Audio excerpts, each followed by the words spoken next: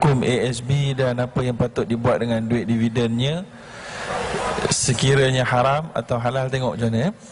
Hukum ASB telah difatwakan oleh Majlis Fatwa Kebangsaan sebagai harus, dan telah difatwakan oleh Majlis Fatwa Perak sebagai harus, dan telah difatwakan oleh Majlis Fatwa Selangor sebagai haram, dan telah difatwakan oleh Mufti Pulau Pinang sebagai haram, dan telah difatwakan oleh Majlis Penasihat Syariah Suruhanjaya Security Malaysia sebagai tak patuh syariah.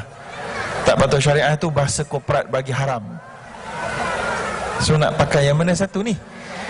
Jawabnya, kalau kita nak kata ulama yang kata halal lebih alim daripada yang kata haram, atau sebaliknya, susah, terlampau subjektif.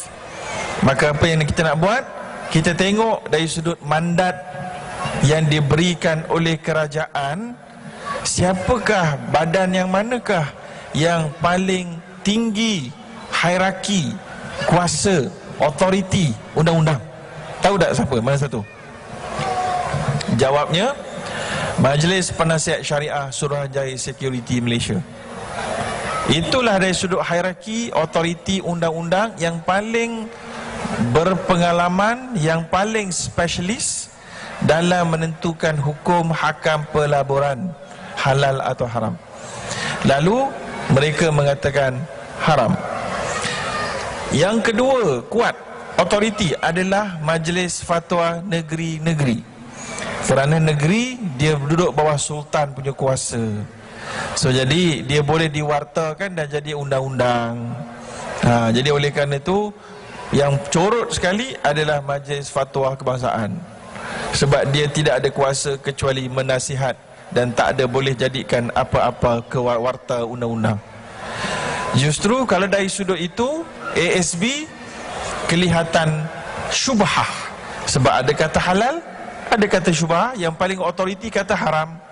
Bila syubhah, Nabi kata faman ittaqa syubhah faqad istabra an irdihi wa dinihi.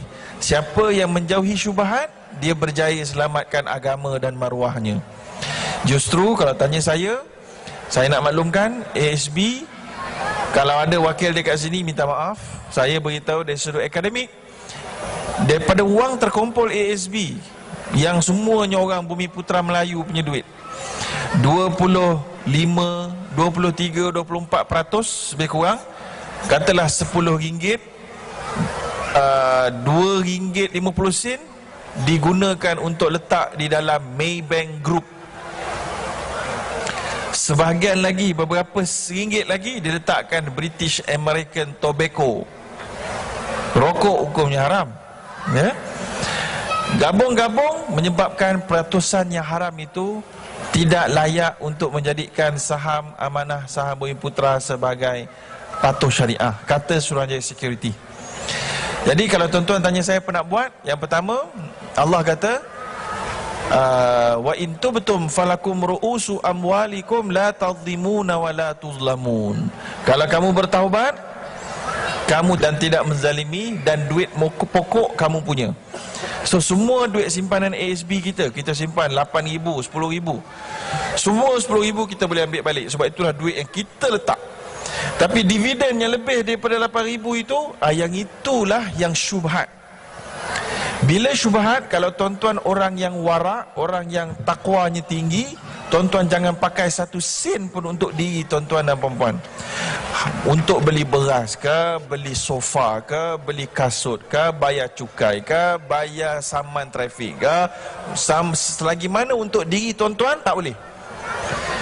Bagi pada orang fakir miskin, orang fakir miskin pula, bila dia ambil, jangan kata ni duit kotor ni. Tak. Dia tak kotor pada orang fakir miskin. Dia hanya kotor pada orang yang membuat itu. Sebab duit pada zat dia tidak kotor. Okey? Tadi ditanyakan oleh penanya, boleh tak bagi pada kawan dia yang tak boleh bayar sewa rumah. Kalau kawan dia itu masuk kumpulan fakir miskin atau miskin, maka bolehlah dibantu dengan begitu. Dan orang yang paling layak untuk kita bantu kalau kita ada duit lebih itu adalah kaum karabat kita. adik-beradik kita. Dalilnya firmanullah, wa atidzal qurba haqqahu wal miskin. Allah kata, berikan kepada kaum kerabat kamu bantuan, barulah lepas tu orang fakir miskin. Lalu kalau ada kaum kerabat kita yang bukan kewajipan kita beri makan kat dia, dan dia jangan pula ada duit SB, oh aku bagi kat anak aku lah lagi bagus. Tak boleh, anak memang wajib kita kena bagi duit.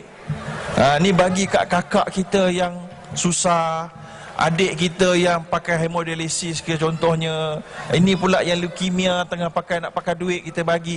Itu cara nak selesaikan, ya, itu SB. Dan di Pulau Pinang, saya tanya sendiri kepada Mufti Pulau Pinang, Sahibus Samahah, Datuk Hassan Haji Ahmad, ketika berikan talk satu di mana tak ada lah dekat area Pulau Pinang ni, dia cakap sendiri, telinga saya dengar sendiri, dia jawab, sebab masa tu saya beri ceramah pasal orang Islam, Datuk Sahibus Samahah Mufti jadi pendengar. Ada soalan pasal ASB, saya kata Datuk peti ada depan mata, takkan saya nak jawab, silakan Datuk. Maka Datuk